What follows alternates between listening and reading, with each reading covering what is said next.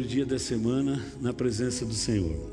Domingo passado, o irmão José Antônio, ele disse que sempre ele pede uma confirmação daquilo que ele vai trazer para a igreja.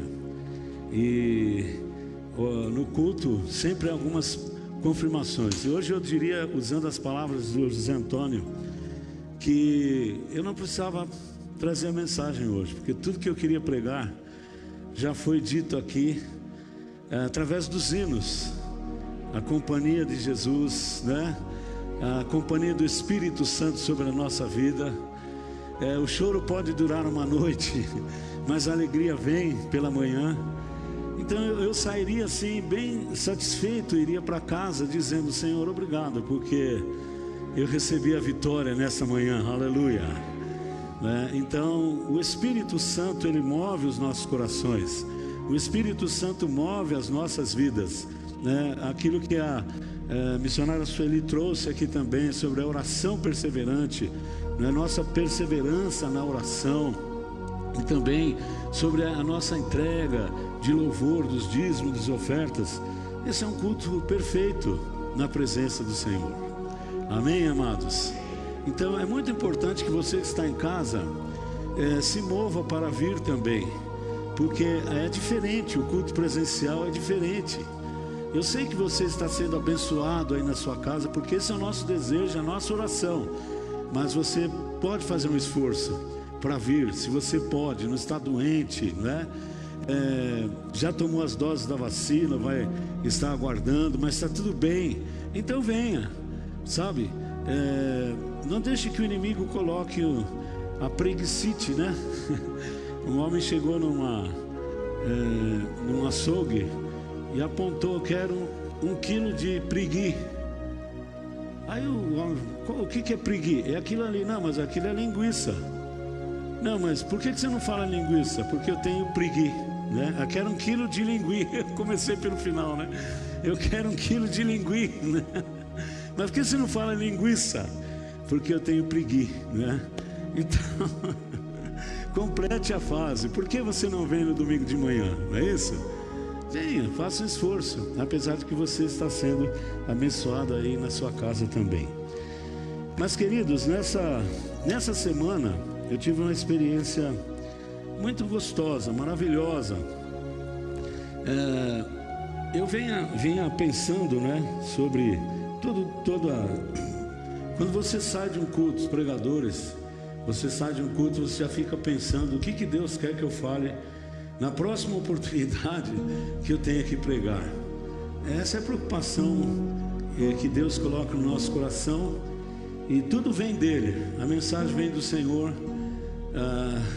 nada de nós apenas, mas tudo vem do Senhor. Então o Senhor me levou a um texto que eu vou dizer daqui a pouquinho, e eu comecei a trabalhar esse texto na minha vida.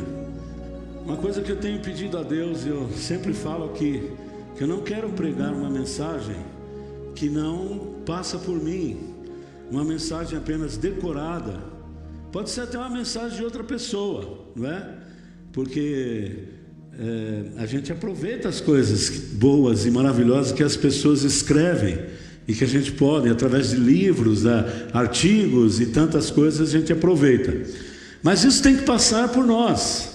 Isso tem que passar. Eu peço: Senhor, se essa mensagem não passar por mim, ela não vai ter efeito nenhum. E a semana, então, esse texto que eu vou dizer daqui a pouquinho, ele falou muito comigo, muito, muito, muito. Mais uma vez, né? Cada vez que você abre um texto da Bíblia, Deus tem uma mensagem nova dentro daquele texto, dentro daquele contexto. Por isso que é importante você ler a palavra de Deus.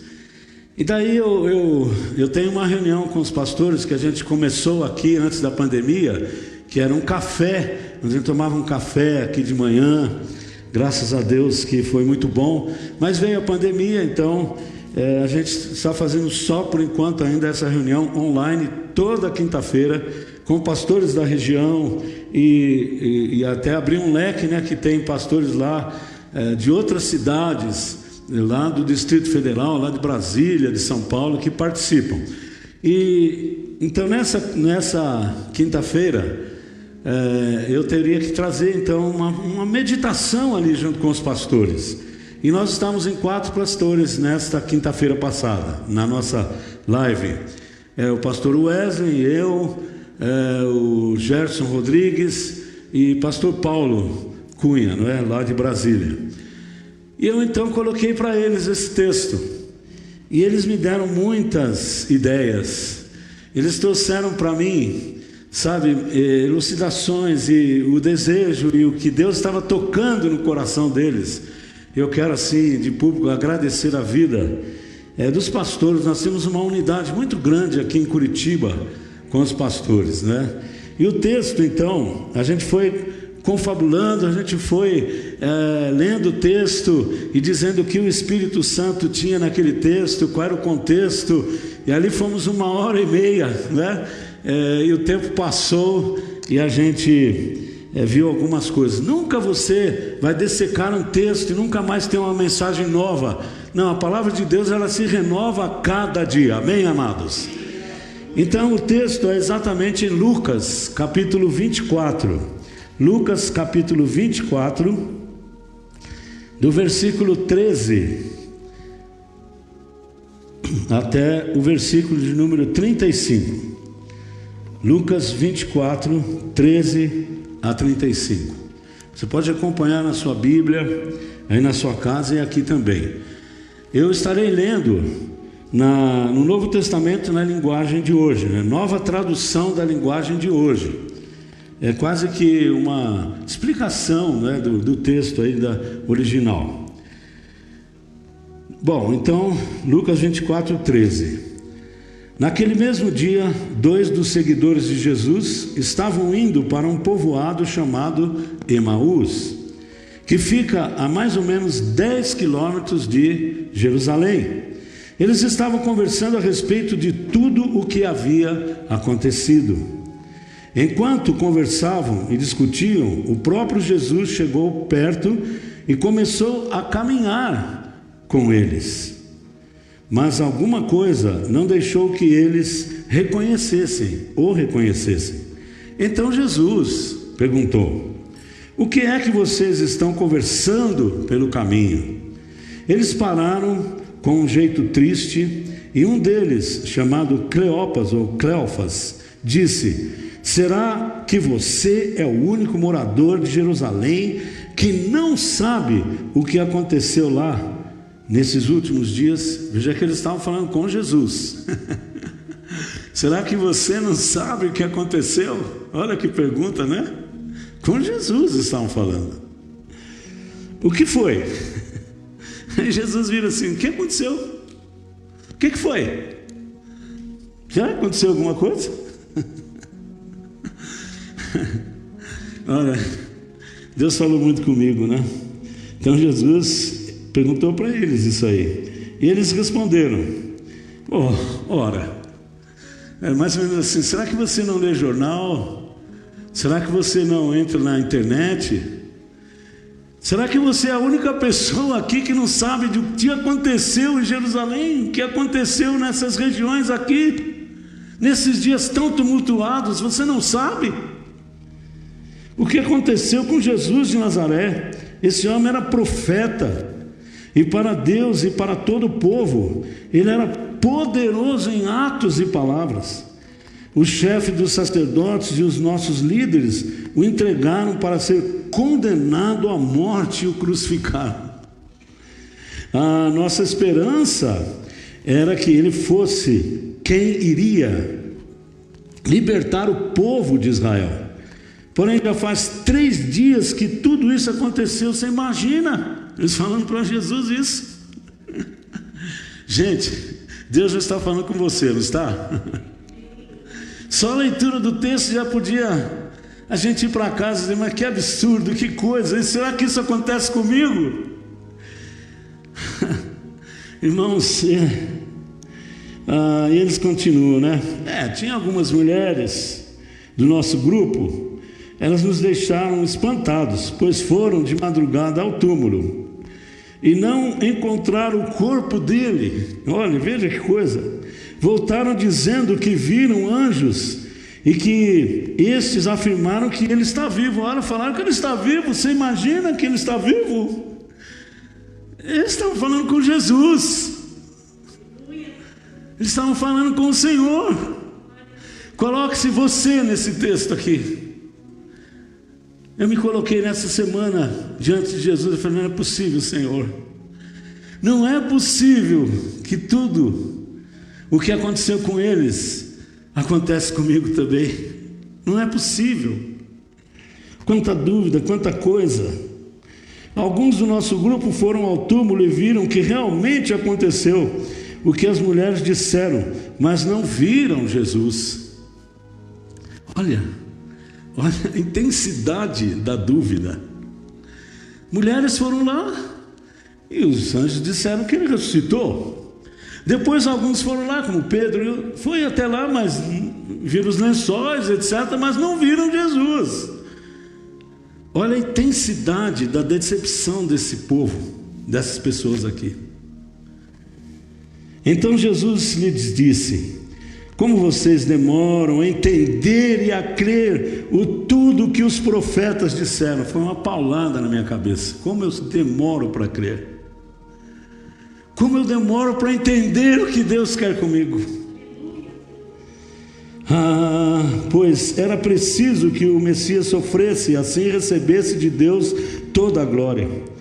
E começou a explicar todas as passagens das Escrituras Sagradas que falavam dele, iniciando com os livros de Moisés e os escritos de todos os profetas. Jesus começou a falar: olha, vocês estão demorando, hein?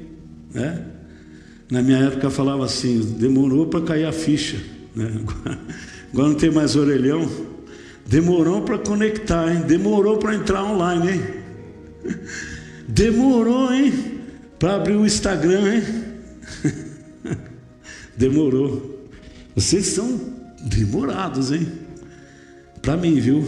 Jesus começou a falar comigo: como você demora, Ronaldo, como você demora para entender, como você demora para crer, como você demora para tomar atitudes dentro daquilo que eu já falei que está escrito. Oh, Deus maravilhoso! Quando chegaram perto do povo para onde iam, Jesus fez como que ia para longe deles, mas eles insistiram com ele para que ficasse e diziam: fica conosco, porque já é tarde e a noite vem chegando. Fica comigo, Jesus.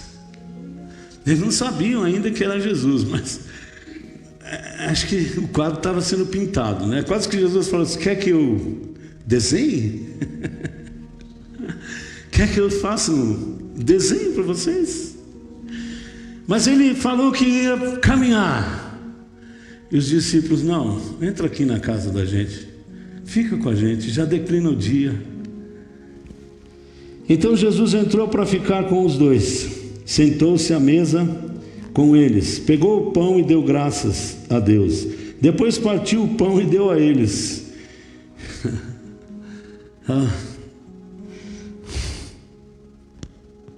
Aí os olhos deles foram abertos e eles reconheceram Jesus, mas ele desapareceu. Aqui, eu vou ler até aqui. Amados, o que aconteceu com aquelas pessoas? O que será que aconteceu com aquelas duas pessoas ali? Tem o nome de um só. Até existem algumas estudiosos aí, pesquisadores, que acham que talvez a outra pessoa fosse a esposa do Cleófas, que esteve lá na morte de Cristo. Não se sabe quem era, mas eles estavam saindo de Jerusalém e voltando para Emaús, de onde eles tinham saído da casa deles para ir para Jerusalém, não só para participar da festa da Páscoa, mas eles seguiam a Cristo, e eles foram com uma expectativa. Eles já deixaram Emaús para caminhar com Jesus, e eles tinham uma expectativa de vitória, de bênção, de tudo, e agora estão voltando, assim como Pedro e outros discípulos também foram lavar as suas redes. Houve um desânimo total naquele grupo.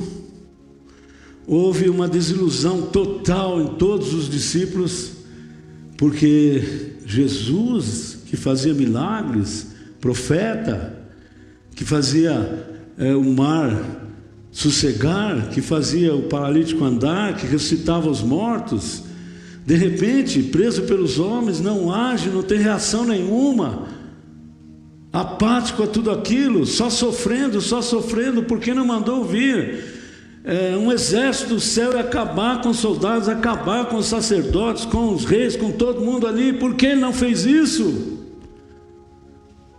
A decepção foi total. Então a gente vê que isso, desilusão, junto com os pastores ali, a gente começou a ver desilusão, desapontamento, tristeza, expectativas frustradas. No caso desses dois discípulos aqui, de outros também, que a gente vê pelos relatos bíblicos, eles não faziam parte dos 11 ali, dos 12, né? Mas Judas depois, né, reclinou. Eles não faziam parte, mas eles eram seguidores de Jesus. Assim como nós não fizemos parte dos 11, 12 discípulos ali, junto com Jesus, andando ali nas praias da Galileia, etc. Mas nós somos seguidores de Jesus, aleluia. Nós somos discípulos de Jesus. Então, no caso desses dois que voltavam para Emaús, voltavam para casa, eles, conforme foi dito por um deles, ele disse para Jesus assim: olha, aquilo que eu tinha, a expectativa que eu tinha, não aconteceu. Eu pensei que ele ia livrar o povo de Israel, politicamente, socialmente, tudo, da escravidão, dos impostos, da época dos romanos ali. Eles esperavam uma libertação política, eles esperavam uma libertação física, e que pudessem satisfazer os desejos deles. Isso não aconteceu. Não aconteceu. Pelo contrário, eles se sentiram derrotados. Eles acharam que Jesus era um derrotado naquela cruz e colocado numa sepultura. Ainda que alguns falaram que ele ressuscitou, mas ninguém viu. Eu tenho a impressão para mim que se Jesus não aparecesse depois da ressurreição, ia ser bem pior ainda, né? Jesus ainda deu uma chance, aparecendo para um, aparecendo para o outro, aparecendo para um outro grupo, dizendo: sou eu mesmo, olha aqui, né? Gente, eu me vi aqui nesse quadro. A ótica de Deus e o seu supremo plano é uma. A minha ótica e os meus planos são outros, muitas vezes. Nem sempre os meus pensamentos são os pensamentos de Deus. E eu comecei nessa semana a dizer: Senhor, por que eu te sigo, hein? Por que será que muitas vezes há descrença no meu coração? Eu não comecei a julgar aqueles homens, aquelas duas pessoas ali, que eu não sei bem quem eram, só um que tem o nome aqui. Eu comecei a julgar a mim mesmo, as minhas ansiedades, as minhas desilusões com Deus, com pessoas, meus desapontamentos, minhas tristezas, minhas expectativas frustradas, porque são minhas. Eu comecei a julgar as minhas expectativas diante da expectativa de Deus, do plano de Deus. Eu comecei a perguntar para mim mesmo se eu entendo a palavra de Deus, se eu entendo o plano de Deus que foi escrito na palavra, ou se eu preciso que Deus comece a desenhar mais ainda. Bom, Isso acontece e os pastores ali todos dizem assim: olha, não tem jeito a gente fugir disso. Isso é uma normalidade muitas vezes no nosso dia a dia. Isso é normal muitas vezes na nossa caminhada na face da terra. Mortes, doenças, desemprego, desacertos familiares, frustrações nos nossos negócios, nos nossos pensamentos, no nosso querer. Isso é dia a dia, não tem como fugir. Eu não sei se você se identifica comigo, você que está em casa, você que está aqui comigo, né? Isso se identifica com você? Será que você nunca teve uma desilusão? Eu estou falando até com Deus. Porque desilusão com pessoas é meio normal, né? Quantas pessoas já se desiludiram comigo, se decepcionaram comigo? Eu vou decepcionar muita gente ainda. Espero não fazer isso, mas acontece. Principalmente uma pessoa que está um líder, né? Você decepciona a esposa se decepciona você decepciona os filhos decepcionam você decepciona os seus funcionários se decepcionam com você, e a gente vai indo, né? A gente se decepciona. Não sei se você está se identificando, talvez isso aconteça com você também. Por isso estamos aqui nesta manhã, amém, amados? Bom, se você se identifica comigo nisso, parabéns, viu? Agora, se você não se identifica e você já ultrapassou tudo isso 2 vezes, parabéns. Mas eu fico com o pé atrás. A gente costuma ser super-herói na fé. Eu não tenho problema, eu nunca... Que isso, o médico falou que estou com câncer, e daí? Isso não afeta nada a mim. Não afeta?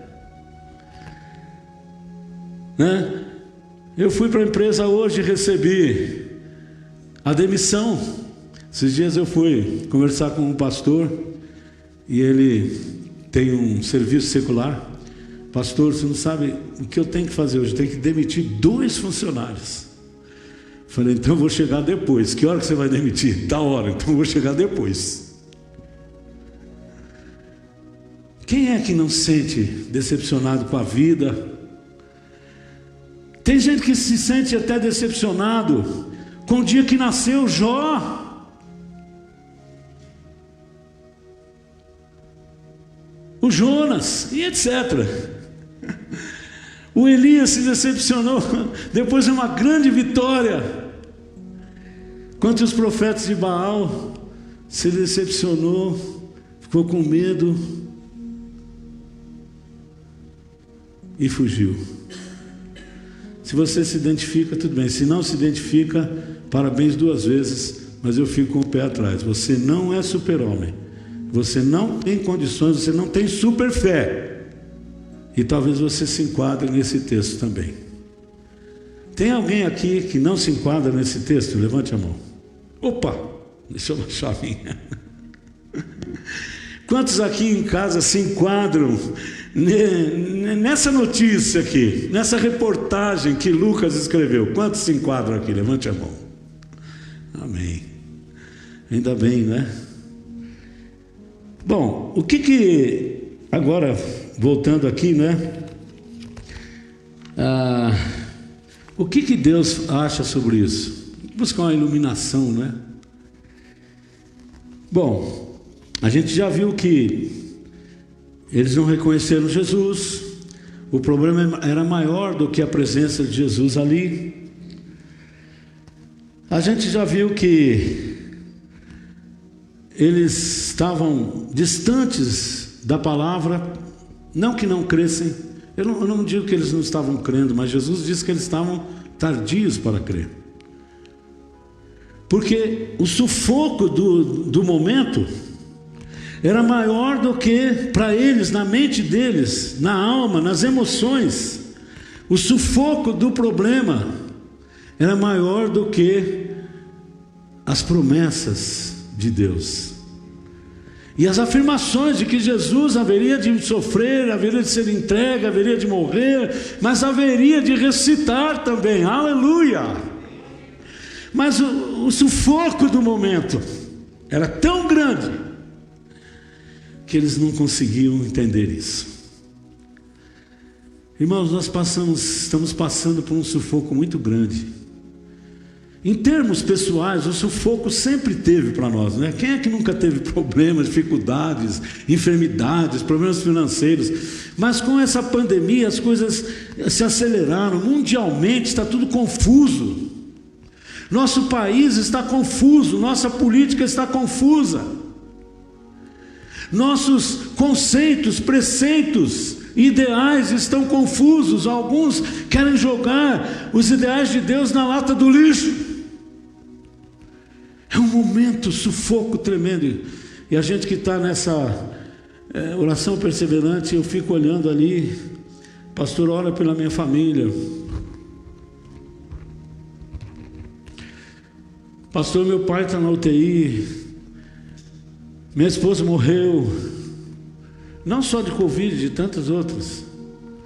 Essa semana fomos, assim entre aspas, abalados, né, com a morte da esposa do pastor Pascoal Piragini. De repente alguém fala na live para mim lá, e manda um recado: morreu também a pastora Regina, lá do Evangelho Quadrangular. Morte, doença, expectativas de perder o emprego ou já perdido. Então a gente sempre teve isso, mas agora o momento é mais forte. Os discípulos sempre passaram problema. Jesus estava ali, eles estavam caminhando, estavam vendo os milagres, mas agora foi mais forte, porque Jesus desapareceu. Foi para o sepulcro, e daí ninguém mais viu onde é que ele estava. Ressuscitou, não ressuscitou, não, mas nós vimos, vocês viram, mas a gente não acredita. Alguns foram e viram, mas será que é? O sufoco do momento nos tira a beleza da bênção, das promessas e das afirmações bíblicas em nossa vida. Se você não sente isso, você está bem mais na caminhada do que eu, porque eu sinto isso. Eu não descreio do meu Deus. Naquela conversa com os pastores, alguém diz assim: faltou fé, faltou crença. E um dos pastores disse: eu não acho que faltou fé e crença, é que a fé e a crença estavam sendo abafadas. E exatamente isso, você crê, você crê, você crê, eu creio, mas os problemas querem abafar essa nossa crença. Mas o que diz a palavra? Então, agora eu vou dizer o tema dessa mensagem. Não pense que eu vou pregar até meio-dia, não, agora que eu cheguei no tema, né? O tema é isso aí, ó: Jesus sempre chega junto. Amém? Você pode falar comigo? Jesus sempre chega junto. Eu vou contar até 3, aí em casa e aqui você vai falar essa frase bem alto agora, tá? 1, 2, 3. Tá fraco, hein? Jesus sempre chega junto. Vamos lá, amém? Quem está em casa vai cair da cadeira agora. Vamos lá, 1, 2, 3. Jesus sempre chega junto. Amém. Quem crê nisso, diga aleluia. Alô, glória a Deus. Aleluia. Oh. Amém, Senhor, amém, Senhor. Oh. Aleluia. Eles estavam longe dos outros discípulos. Eu acho que tinham conversado, né? Porque eles vinham conversando pelo caminho. Acho que eles conversaram com todo mundo lá, dizendo que ninguém tinha solução para tudo que eles estavam sentindo. Vamos deixar vocês aí, vamos embora. E foram embora. Mas Jesus não foi embora, amém? Eu fico imaginando, Senhor, será que o Senhor não tinha outra coisa para fazer do que ir lá com 2 pessoas apenas? Às vezes eu fico com pastores dizendo assim, nossa igreja tem 16 mil membros. Eu falo, meu Deus, a minha não tem 100, a minha não, a dele aqui, né? Mas será que Jesus chega junto aqui? Chega ou não chega? Chega ou não chega? Aleluia! O problema de Jesus não é multidão apenas. Nós queremos que multidões se convertam, mas o problema, o desejo de Jesus é com você e comigo, aleluia. Foi isso que Deus falou comigo nessa semana. Eu estou perto de você, eu estou perto da sua igreja, daquele povo. Eu não deixei vocês, aleluia. Grande é o nome do Senhor. Irmãos, como Jesus é lindo. Como Jesus se preocupa comigo, como Jesus se preocupa com você, com a sua vida, com os seus problemas, com as suas questões, aleluia, oh, aleluia. Ele sabe do íntimo do seu coração, Ele sabe dos seus sofrimentos, Ele conhece as suas indagações, as suas dúvidas, não tenha medo. A gente viu alguns pontos positivos aqui nessa mensagem, né, nessa passagem que eu quero falar domingo que vem, que temos a ceia. Hoje só quero deixar, porque um dos pontos positivos, por exemplo, é que eles abriram o coração. Quando Jesus chegou e começou a conversar com eles, o que vocês estão conversando? Eles me diziam assim, problema nosso, o que você quer? Eles não tinham conhecido Jesus, né? Eles não reconheceram Jesus, né? O problema é nosso. Irmão, não fica assim, vou falar na ceia. O problema não é só seu. A alegria não é só sua. Nós temos que ter comunhão. Nós temos que ter diálogo. Nós temos que abrir o nosso coração. Mas é domingo que vem que eu vou falar isso, na ceia, tá? Só quero deixar o texto para você. Deuteronômio, que é a cópia da lei, né? A segunda lei, Deuteronômio 31. E aqui eu quero dizer o seguinte: nossa mensagem, ela fica incompleta se você não voltar a ela no projeto Ruminar. No projeto Ruminar, ok? Então, Deuteronômio 31, 8. O Senhor, pois, é aquele que vai diante de ti. Ele será contigo, não te deixará, nem te desamparará. Não temas, nem te espantes. Aleluia. Foi a palavra que veio para Josué, através de Moisés, quando Moisés estava conversando com ele. Romanos capítulo 8, do versículo 18 ao 39. Eu não vou ler todo esse tema. Você vai ler em casa. Por isso, o projeto Ruminar, você tem que voltar. A irmã Eliane está colocando, no máximo terça-feira já está ali o projeto Ruminar. Romanos 8, 18 a 39. Paulo estava conscientizando o pessoal exatamente disso. E alguns pontos ali, não é? Os sofrimentos durante a nossa vida e a glória que há de vir. Paulo estava dizendo para eles nesse texto, como que a gente pode lidar com os sofrimentos e com a glória que há de vir. A glória estava ali, e os 2 discípulos no caminho de Emaús demoraram, mas chegaram e viram e apalparam a glória de Deus, aleluia.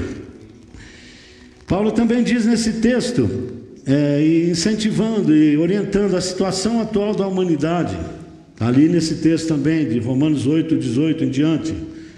Ele fala sobre uma definição de fé, de esperança, está ali também. Paulo fala nesse texto a ação do Espírito Santo diante das nossas indagações. Ele intercede por nós com gemidos inexprimíveis. Você não está sozinho. Jesus sempre chega junto. E aonde chega Jesus, chega a soberania de Deus e chega o poder do Espírito Santo. Aleluia. O plano de Deus para com os que creem. Está lá, tudo nesse texto. Ainda nesse texto afirma que nada pode nos separar do amor de Deus que está em Cristo Jesus. Aleluia! Quero deixar também Romanos, capítulo 11, versículo 33 a 36. E ali, né, você pode ver as maravilhas de Deus. Mas diz aqui, ó, quem, por seus serviços, é o que eu resumo aqui, né? Desse texto eu quero que você leia em casa, tá? Então eu deixo você na expectativa. Se você não ler, você não vai entender, né? Quem primeiro deu a ele e depois recebeu? O que será que Paulo estava querendo dizer com isso? Quem por seus serviços ou entrega colocou Deus na obrigação de recompensá-los?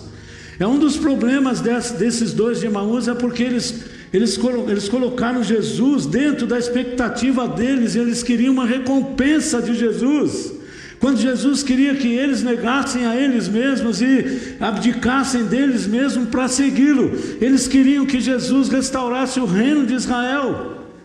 Eles deram a Jesus, querendo de Jesus o que eles queriam. Esse é o nosso problema. Quem primeiro deu a ele e depois o recebeu? Porque dele, por ele e para ele são todas as coisas. Quem somos nós? Quem poderia defender seus próprios méritos ou avançar com uma reivindicação de Deus? Tudo é concedido por misericórdia, soberania, e vontade de Deus. Amém, amados? Não, eles exigiam, eles estavam querendo exigir, eles foram tudo, mas quando eles viram que Jesus não fez o que eles queriam, eles voltaram. Jesus não curou minha enfermidade, então o que eu vou fazer na igreja? Por que eu tenho que ler a Bíblia? Jesus deixou meu parente morrer, eu perdi a esposa, o esposo, os filhos, eu perdi meu emprego e nada resolve. Volta. Mas nós não somos daqueles que voltam, amém, amados? Porque Jesus não os deixou órfãos. Voltou, depois, quando foi assunto aos céus, veio o Espírito Santo, quando foi cantado aqui nesta manhã, que intercede por nós com gemidos inexprimíveis. Aleluia. Eu quero que você leia na sua casa Êxodo 5, Êxodo 19:5, Deuteronômio 10:14, Salmo 24:1, Salmo 50:12, Efésios 3:14 e 20. Então, meus queridos, é importante que você creia nisso. Agora, o que você vai fazer com tudo isso? Onde estão as suas expectativas? Na palavra ou na sua mente e na sua vontade? Onde estão as nossas expectativas? Onde estão os seus alvos de vida? Nos seus problemas, nas suas dificuldades? Há um livro que, se você já é antigo, né? Chama-se Decepcionados com Deus.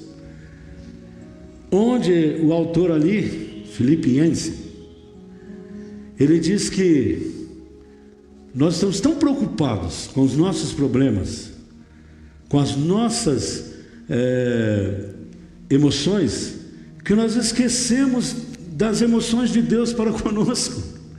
E nós que decepcionamos Deus, porque nós não reagimos e não entramos no plano de Deus. Nós queremos o nosso plano e queremos colocar Deus, Cristo, o Espírito Santo dentro do nosso plano, quando Deus, Jesus e o Espírito Santo querem que nós entremos no plano deles.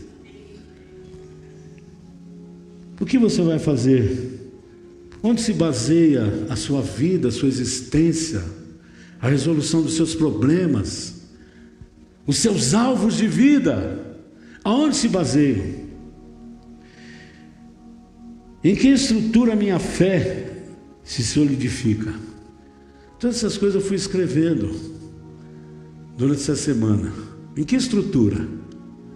na estrutura financeira minha, na estrutura da minha saúde, na estrutura do que eu posso, na estrutura do que eu quero, na estrutura do que eu penso, na estrutura de que Deus tem que fazer e que não que Ele quer que eu faça, na estrutura de que Deus tem que remir Israel como eles. Deus tem que fazer isso. Se Deus não fizer isso, eu desisto.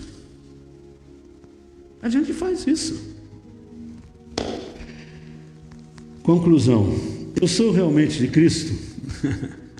Você é realmente de Cristo ou você é da instituição chamada igreja apenas? Você é de Cristo ou você é de você mesmo? E olhe lá se Cristo não fizer o que você quer que Ele faça. Você, quem poderá te separar, né, do amor de Deus? Isso é verdade na sua vida? É? Está lá o texto que eu citei para você ler depois, né? O que é a minha vida tão pequena, tão ínfima, diante da grandeza e da infinitude de Deus, o que é? Pense sobre isso. Jó 41:11, Jó, ele fala o seguinte: quem pode enfrentá-lo sem ser ferido? Quem pode enfrentar Deus? Quem pode dizer, nós esperávamos que Ele fizesse isso, nós queríamos que Ele fizesse isso, Ele não fez isso, Ele nos decepcionou? Quem pode? Quem estava sendo feridos eram eles mesmos. Não. Você pode indagar com Deus, você pode levar a sua ansiedade a Deus, você pode questionar Deus, mas dentro da vontade dEle, da humildade. Humilhai-vos diante da potente mão do Senhor, porque ao seu tempo Ele te levantará. Aleluia! Quem pode exigir de Deus? Quem primeiro deu a Ele, depois vai requerer. Quem pode enfrentar Deus e não sair ferido?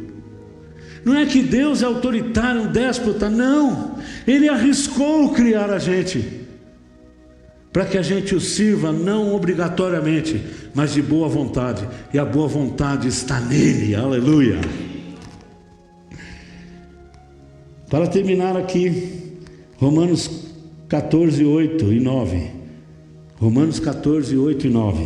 Se vivemos, é para o Senhor que vivemos. Pode dizer comigo?